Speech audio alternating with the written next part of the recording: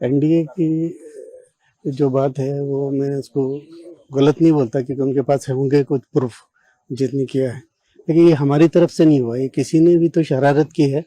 अब कौन है वो कल्प्रिट जिसकी वजह से इनके भी बदनाम हो रहा है और हम लोग भी बदनाम हो रहे हैं। हम लोग भी बहुत टेंशन में रहे। हम तो अगर मजबूत इरादे के नहीं रहते तो बच्चा शायद कुछ और भी कर सकता था। सर हमने पहले भी दिया था नीट का एग्ज़ाम, तो वो लीक हो गया था, तो इस बार हम अच्छे से एग्ज़ाम देंगे और आई होप इस बार हमारा पेपर जो है वो लीक नहीं होगा।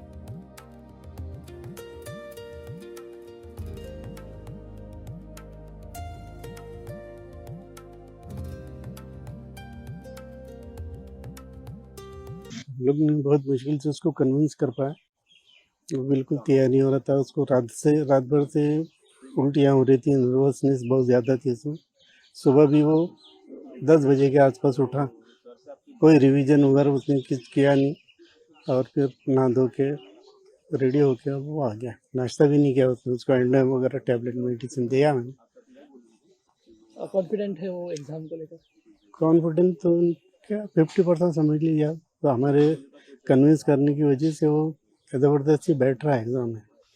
अच्छा, बहुत ज़्यादा कॉन्फिडेंट नहीं है, लेकिन उसकी पढ़ाई पूरी हुई हुई है। एक बार एग्ज़ाम में वो लिखना शुरू कर देगा पेपर में, तो फिर धीरे धीरे वो नॉर्मल हो जाएंगे। बहुत मेहनत और प्रिपरेशन की? बहुत प्रिपरेशन किया उसने, बहुत मेहनत की है। एनटी की तरफ से एक क्लैरिफिकेशन आया, उसमें वो लोग कह रहे हैं कि उन्हीं के क्रेडेंशियल से अबू धाबी डाला गया था सेंटर में।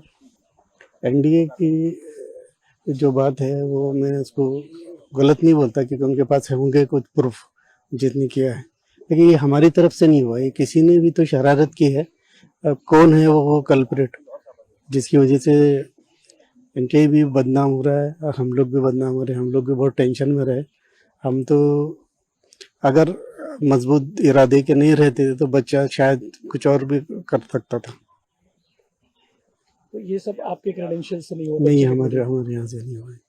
ये किसी न किसी की शरारत है, इसके बारे में पता लगाना पड़ेगा। इसके पहले भी अब्दुल्ला ने यही नागपुर में ही दिया था। और हम क्यों चाहेंगे कि हमारा एग्जाम हम बाहर जाके दें? ना हमारे पास वहाँ का कोई सोर्स है, ना कोई रिश्तेदार है, ना पासपोर्ट है, ना पैसा है, कुछ नहीं। काय के लिए हम डालेंगे उसको? हो जाएगा। देखिए, आज नीट के एग्जाम को लेके वाराणसी के पुलिस प्रशासन ने व्यापक तैयारियां करी है, जिसके तहत एक और जहां इंटर डिपार्टमेंटल कोऑर्डिनेशन मीटिंग के साथ साथ सभी विभागों के साथ कोऑर्डिनेशन हुआ है। साथ ही साथ सारे अधिकारी फील्ड में निकलकर जो व्यवस्थाएं उनको चेक कर रहे हैं। मानक के अनुसार जो पुलिस और मजिस्ट्रेट की ड्यूटी है वो लगाई गई है। इसके तहत ट्रैफिक मैनेजमेंट के लिए ड्यूटियां लगाई गई हैं। रेलवे स्टेशन और बस स्टैंड पर भी स्पेशल ड्यूटियां तैनात करी गई हैं। ट्रैफिक के लिए ये विशेष व्यवस्था करी गई कि सारे अधिकारी निकल के ट्रैफिक को देख रहे हैं, सुरक्षा व्यवस्था को देख रहे हैं, सोशल मीडिया पे नज़र रखी जा रही है, और अन्य जो भी आनुषंगिक मानक हैं उनके अनुसार ये जो एग्जाम है उसको कंडक्ट कराया जा रहा है। आप देख भी रहे हैं कि हम और डीएम साहब दोनों निकल के जो एग्जाम की सुचिता और सुरक्षा व्यवस्था है उसको चेक करें। देखिए, आज नीट 2026 के री एग्ज़ाम कंडक्ट किया जा रहा है और वाराणसी में कुल 47 सेंटरों पे थोड़ा माइक नीचे करो। 25,000 से ज़्यादा कैंडिडेट्स हैं जो आज एग्ज़ाम में अपीयर हो रहे हैं।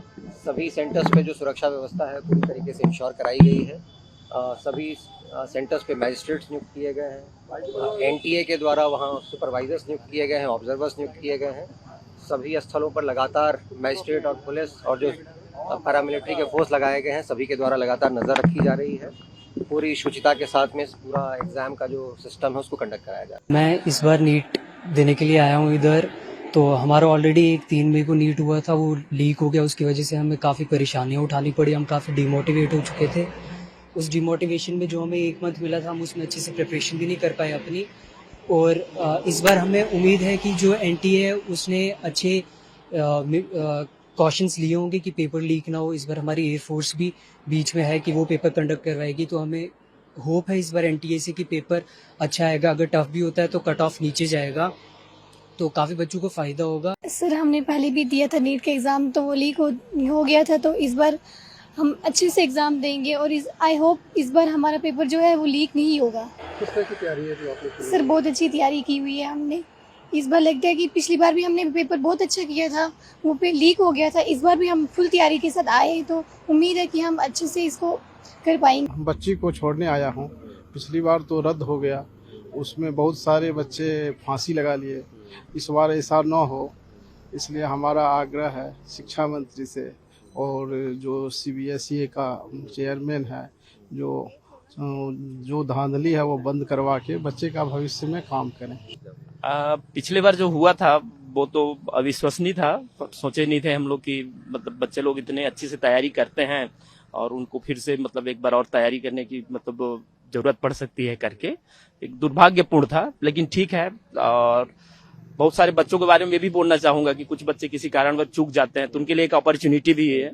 तो अपॉर्चुनिटी समझ करके सभी बच्चे एग्जाम दें और सभी बच्चों की तरफ से मेरे तरफ से शुभकामनाएं। क्या आप चाहते हैं ताज़ा, स्वादिष्ट और पौष्टिक मशरूम आपके घर तक पहुंचे? तो आज ही जुड़िए कल्याणी मशरूम सेंटर के साथ। यहाँ मिलता है फार्म फ्रेश मोजो मशरूम, मुलायम पनीर, ताज़ा ग्रीन मटर, स्वीट कॉर्न और बेबी कॉर्न, सब कुछ एक ही जगह बेहतरीन क्वालिटी के साथ। हम देते हैं होलसेल और रिटेल दोनों सुविधाएं। आज ही डिस्ट्रीब्यूटरशिप लेने के लिए कॉल करें 9337096782 या 9040091506। कल्याणी मशरूम सेंटर, ओडिशा का भरोसेमंद नाम मोजो मशरूम और डेयरी प्रोडक्ट्स में।